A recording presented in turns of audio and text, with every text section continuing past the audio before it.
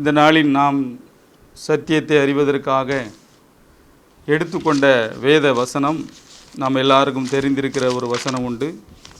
எல்லாரும் எடுத்துக்கொள்வோம். யோவான் எழுதின சுவிசேஷம் 8ஆம் அதிகாரம். யோவான் 8ஆம் அதிகாரம் 31ஆம் வசனத்தை நாம் வாசிக்கிறேன். 31, 32. இயேசு தம்மை விசுவாசித்த யூதர்களை நோக்கி, நீங்கள் என் உபதேசத்திலே நிலைத்திருந்தால் மெய்யாகவே என் சீஷராயிருப்பீர்கள். சத்தியத்தை அறிவீர்கள், சத்தியம் உங்களை விடுதலையாக்கும்.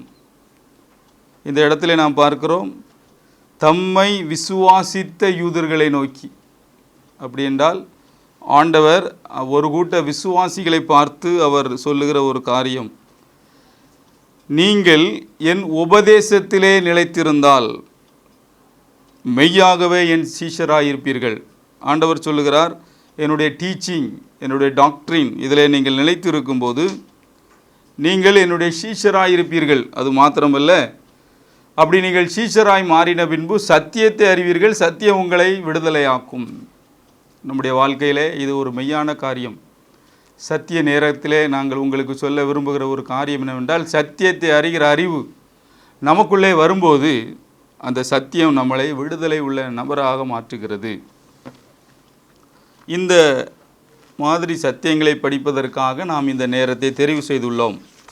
இந்த நாளிலும் நாம் சத்தியங்களை வரிசையாக கற்பதற்கு வசதியாக கலாத்தியர் நிருபத்தை நாம் எடுத்துள்ளோம். கலாத்தியரிலே பவுல் என்ன சொல்லுகிறார், அவர் அங்கே என்ன சத்தியத்தை வலியுறுத்துகிறார் என்று நாம் பார்க்க போகிறோம். இந்த கலாத்தியர் என்பது நம்ம எல்லாருக்கும் தெரிந்திருக்கிறபடி நல்ல யூத விசுவாசிகளை கொண்ட ஒரு திருச்சபை. அந்த சபையிலே பவுல் பிரசங்கம் செய்த பின்பு சிலர் பக்க வழியாக நுழைந்து சில கிரியைகளை செய்ய வேண்டும் என்று போதித்தார்கள். எனவே பவுல் வெகுண்டெழுந்து அவர்களுக்கு சத்தியத்தை சொன்ன ஒரு செய்தி தான் கலாத்தியர் எழுதின நிருபம். இந்த கலாத்தியரை நாம் பார்க்கும்போது அவர் நற்செய்தியின் முக்கியத்துவம், அதாவது சுவிசேஷத்தின் ஒரிஜினல் என்ன என்பதை அங்கே அழுத்து கூறுகிறதை நாம் பார்க்கிறோம். நாம் எல்லாருக்கும் தெரிந்திருக்கிறபடி கலாத்தியர் 1ஆம் அதிகாரத்திலே நாம் பார்க்கிறோம். 6வது வசனத்தையும் 7வது வசனத்தை நான் வாசிக்கிறேன். உங்களை கிறிஸ்துவின் கிருபையினாலே அழைத்தவரை நீங்கள் இவ்வளவு சீக்கிரமாய் விட்டு வேறொரு சுவிசேஷத்திற்கு திரும்புகிறதை பற்றி நான் ஆச்சரியப்படுகிறேன். வேறொரு சுவிசேஷம் இல்லையே. சிலர் உங்களை கலகப்படுத்தி கிறிஸ்துவனுடைய சுவிசேஷத்தை புரட்ட மனதாயிருக்கிறாள் இல்லாமல் வேறே இல்லை. நாங்கள் உங்களுக்கு பிரசங்கித்த சுவிசேஷத்தை அல்லாமல் நாங்களாவது வானத்திலிருந்து வருகிற ஒரு தூதனாவது வேறொரு சுவிசேஷத்தை உங்களுக்கு பிரசங்கித்தால் அவன் சபிக்கப்பட்டவனாய் இருக்க கடவன். முன் சொன்னது போல மறுபடியும் சொல்லுகிறேன். திரும்ப இந்த இடத்துல அவர் சொல்லுகிற ஒரு காரியம் என்னவென்றால், நான் சொன்ன அந்த சுவிசேஷம்தான் கரெக்ட், மற்ற எதையுமே நீங்கள் அங்கீகரிக்கக்கூடாது என்று சொல்லி அவர் ஆணித்தரமாக இதிலே நாம் பேசுகிறதை பார்க்கிறோம். எனவே இந்த கலாத்தியரின் 6 அதிகாரத்தில் இருந்து மெய்யான சுவிசேஷம் என்றால் என்ன, அது என்ன செய்யும் என்பதை குறித்து நாம் அறிய போகிறோம். இந்த சத்தியம் நம்மளை வாழ்க்கையை மாற்றம் பெற்றதாக மாற்றும் என்கிற எந்தவித சந்தேகமும் கிடையாது. நீங்கள் இந்த செய்தியை கேட்கும்போது, ஆண்டவரே நீர் என்னோடு பேசும், நான் இந்த சத்தியத்தை அறிய விரும்புகிறேன் என்று நீங்கள் விரும்பினால் உங்களுடைய மனக்கண்கள் திறக்கப்படும். இயேசுவின் நாமத்தினாலே உங்களுடைய கண்களிலிருந்து செதில்கள் கீழே விழுவதை இந்த நாளிலே பார்க்க போகிறீர்கள். உங்களுக்குள்ளே ஒரு பெரிய மாற்றம் வருவதை உங்களால் தடுக்க முடியாது. எனவே சுவிசேஷம் என்றால் என்ன என்பதை நான் முதலாவது உங்களுக்கு சொல்ல விரும்புகிறேன். சுவிசேஷம் என்பது நம்புவதற்கு மிகவும் அரிதான ஆனால் உண்மையான வியக்கத்தகு ஒரு நற்செய்தி. நம்புவதற்கு மிகவும் அரிதான ஆனால் உண்மையான ஒரு வியக்கத்தகு நற்செய்தி, ஆச்சரியமான ஒரு செய்தி, அதுதான் நற்செய்தி. அது மாத்திரமல்ல, இதை நீங்கள் இன்னும் விளங்கி கொள்ள வேண்டும் என்றால், அதாவது லாட்டரி சீட்டிலே முதல் பரிசு விளைந்திருக்கிறது, 1 கோடி ரூபாய் விளைந்திருக்கிறது என்றால் அந்த ஒரு நபர் எப்படி மகிழ்ச்சியாக இருப்பானோ அப்படிப்பட்ட ஒரு குதூகலமான மகிழ்ச்சியின் செய்தி தான் இந்த நற்செய்தி. சுவிசேஷம் என்று நீங்கள் எங்கெல்லாம் வாசிக்கிறீர்களோ அப்போதெல்லாம் இதனுடைய பேக்ரவுண்ட் இப்படி தான் வருகிறது. அதாவது மிகவும் அரிதான ஆனால் உண்மையான ஒரு நற்செய்தி. இந்த செய்தியை நான் பெறும்போது என்னுடைய வாழ்க்கையிலே ஒரு மாற்றம் வருகிறது. இது எப்படி எனக்கு கிடைக்கிறது? இது கிருபையினாலே எனக்கு கிடைத்தது. கிருபை என்றால் சுவிசேஷத்தின் வல்லமை. அதாவது இது நீங்கள் என்ன செய்தீர்கள் என்பதல்ல, மாறாக இயேசு என்ன செய்தார் என்பதாகும். நான் திரும்ப சொல்லுகிறேன், ஏனென்றால் இதில் சின்ன ஒரு மாற்றம் வந்தால் கூட உங்கள் லைஃப் சேஞ்ச் ஆயிரும். இது நீங்கள் என்ன செய்தீர்கள் என்பதல்ல, ஆனால் இயேசு என்ன செய்தார் என்பதாகும். இந்த கலாத்தியர் எழுதின நிருபத்தில் நீங்கள் முழுவதுமாக பார்த்தீர்கள் என்றால் எப்பொழுதுமே இயேசு என்ன செய்தார், சிலுவையே அவர் மையப்படுத்தி இருக்கிறதை நீங்கள் பார்க்கலாம். எல்லா நிருபத்திலையும் பவுல் இதில் கரெக்டாக இருப்பார். 2:20, 3:13, 5:11, 24, 6:14 எல்லா வசனத்திலையும் பார்த்தீங்கன்னா நான் சிலுவையே போதிக்கிறேன், நான் சிலுவையிலே அடிக்கப்பட்டிருக்கிறேன், கிறிஸ்து எனக்குள்ளே பிழைத்திரு, இப்படி தான் அவர் சிலுவையே மையப்படுத்துகிறதை நாம் பார்க்கிறோம். அது மாத்திரமல்ல, அவர் சொல்லுகிற ஒரு காரியம் என்னவென்றால், சுவிசேஷம் நமக்கு வந்த ஒரு மாபெரும் நற்செய்தி, அது இயேசு கிறிஸ்து செய்தது, அதில் எதையும் நாம் சேர்க்கக்கூடாது என்பதிலே அவர் ஆணித்தரமாக இருக்கிறார். எனவே நான் 1ஆம் அதிகாரத்திலிருந்து ஒரு சில காரியங்களை சொல்லுகிறேன். அதற்கு பின்பு 2ஆம் அதிகாரம், அதற்கு பின்பு 6 அதிகாரத்தையும் பார்க்கும்போது உண்மையான ஒரு நற்செய்தி அல்லது உண்மையான சுவிசேஷம் என்றால் என்ன என்பதை அது நமக்குள்ளே விளங்க பண்ணும். 1ஆம் அதிகாரத்திலே நாம் பார்க்கும்போது 4வது வசனத்தை நாம் பார்க்கலாம். சுவிசேஷம் என்பது அது விடுதலை தரக்கூடியது. அவர் நம்மை இப்பொழுது இருக்கிற பொல்லாத பிரபஞ்சத்தினின்று விடுவிக்கும்படி நம்முடைய பிதாவாகிய தேவனுடைய சித்தத்தின்படியே நம்முடைய பாவங்களுக்காக தம்மை தாமே ஒப்பு கொடுத்தார். தெளிவாக இதில் எழுதப்பட்டிருக்கிறது, விடுவிக்கும்படி. ஸோ இந்த பொல்லாத உலகத்திலிருந்து நம்மளை விடுவிக்கும்படி தேவன், பிதாவாகிய தேவன் நம்முடைய பாவங்களுக்காக அவரை ஒப்பு கொடுத்தார். சுவிசேஷம் என்பது நம்முடைய வாழ்க்கையிலே அது விடுதலை தரக்கூடியது. அதனால தான் ஆரம்பத்தில் நான் சொன்னேன், சத்தியத்தை அறிவீர்கள், சத்தியம் உங்களை விடுதலையாக்கும். அது மாத்திரமல்ல, இந்த இயேசு கிறிஸ்து வந்தது, மரித்தது, உயிர் தெழுந்தது, அவர் பிதாவின் வலது பார்சத்தில் வீற்றிருப்பது, எல்லாவற்றையும் ஒரு மனிதன் விசுவாசிக்கும் போது அவனுடைய வாழ்க்கையிலே விடுதலை உண்டாகிறது. இதை விசுவாசிப்பது தான் நம்முடைய பங்கு. ஆண்டவர் ஏற்கனவே ஒரு காரியத்தை செய்து முடித்து விட்டார் சிலுவையிலே, அது வெளிப்படுத்தப்பட்டு இருக்கிறது. நீங்கள் அதை பார்க்க வேண்டுமென்றால் 16வது வசனத்திலே நாம் பார்க்கிறோம். முதல் 16வது வசனம், 1ஆம் அதிகாரம் 16வது வசனம்.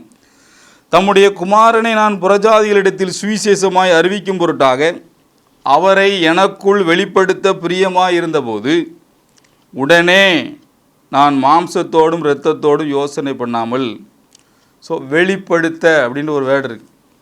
அப்போ சுவிசேஷம் என்பது ரிவீல்டு, வெளிப்படுத்தப்பட்டது. அதில் எதையுமே சேர்க்கக்கூடாது.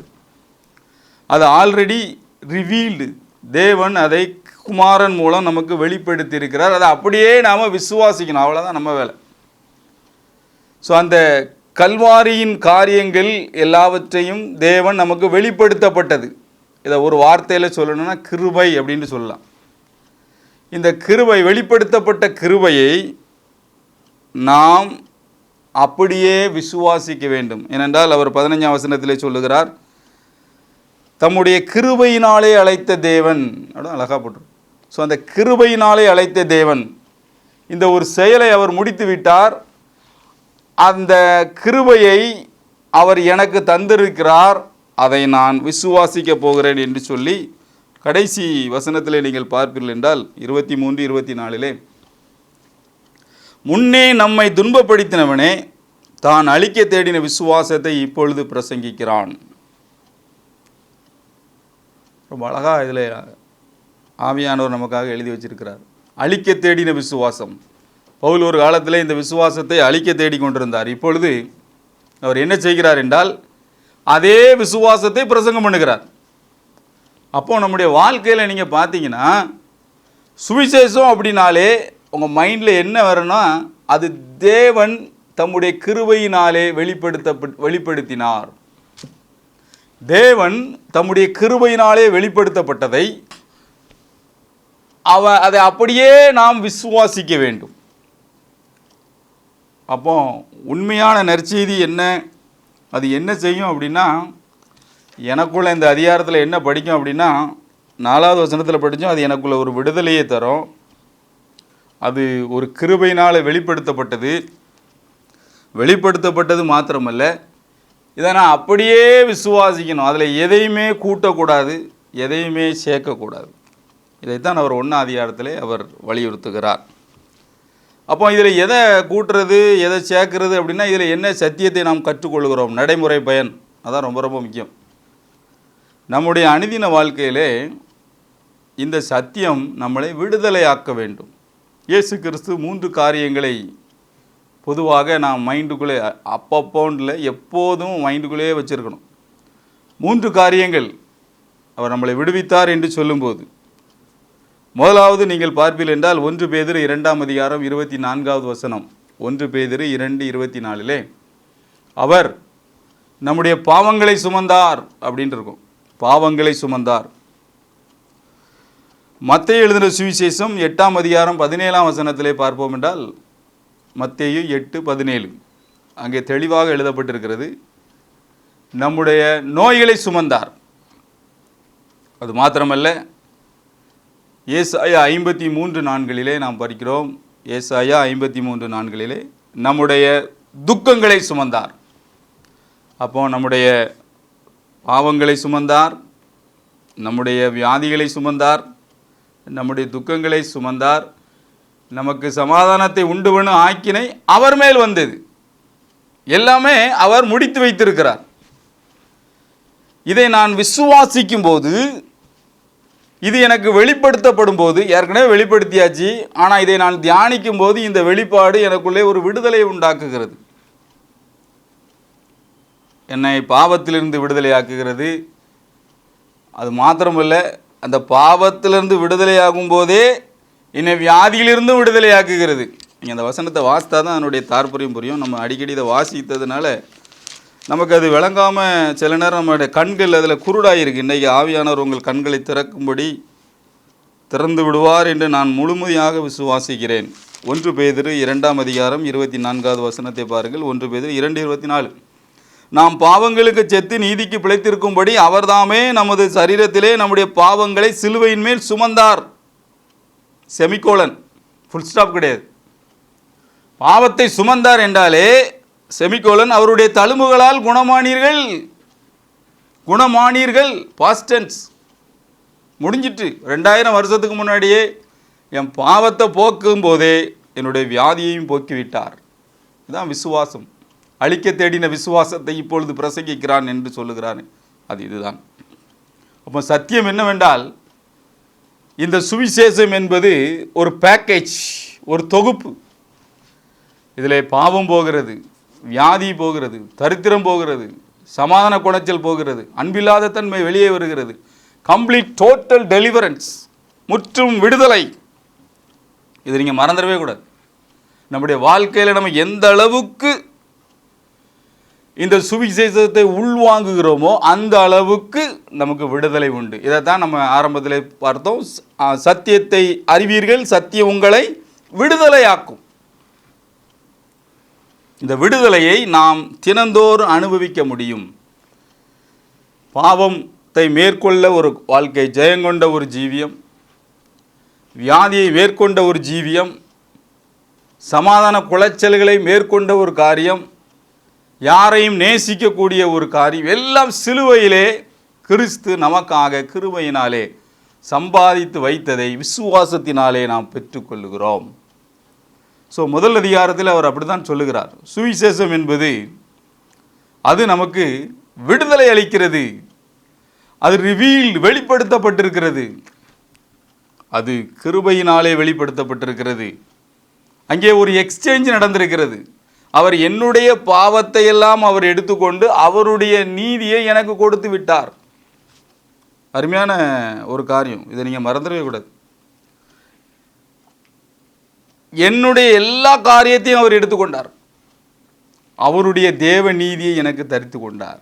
சிலுவையிலே ஒரு எக்ஸ்சேஞ்ச், பண்ட மாற்று முறை நடந்து விட்டது. என்ன பெரிய ஆனந்தம் பாருங்கள், எவ்வளோ பெரிய பாக்கியம்.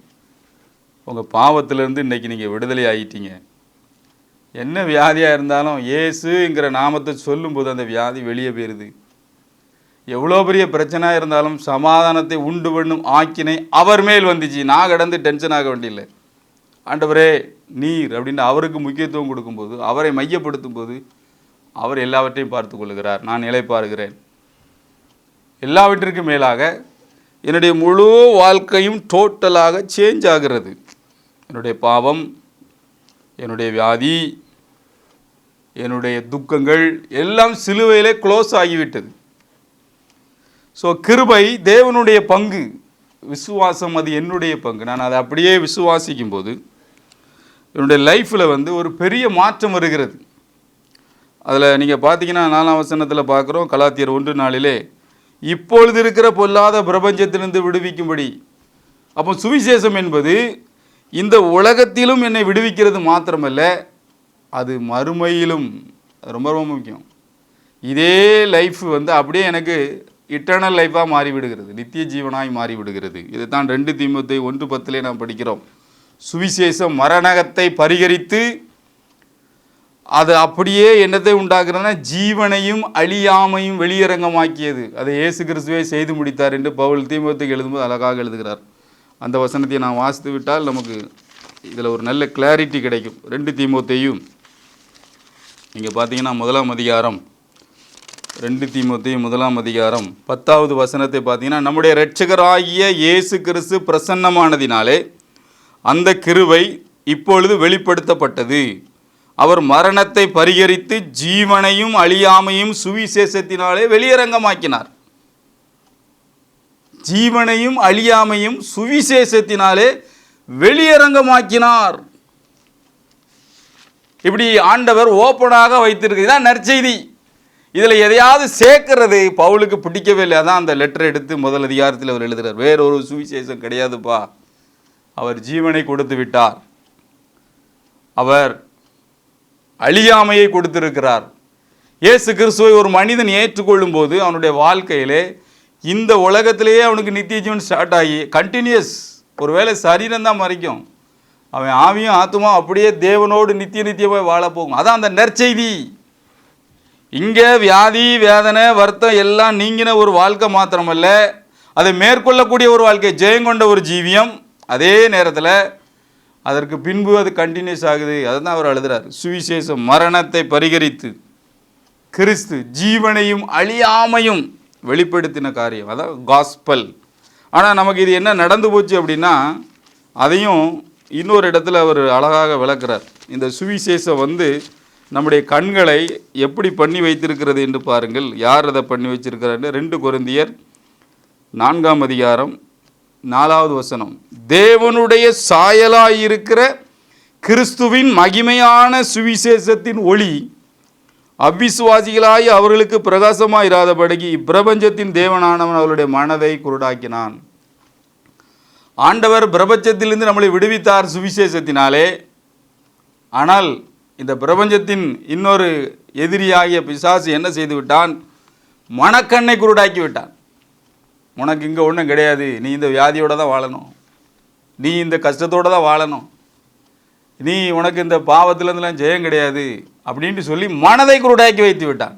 பிரியமானவர்களே, இன்னைக்கு ஆண்டவர் உங்களை விடுதலையாக்க விரும்புகிறார். எப்படி விடுதலையாக்குகிறார்? இந்த சுவிசேஷத்தினாலே விடுதலையாக்குகிறார். அது என்ன விடுதலை?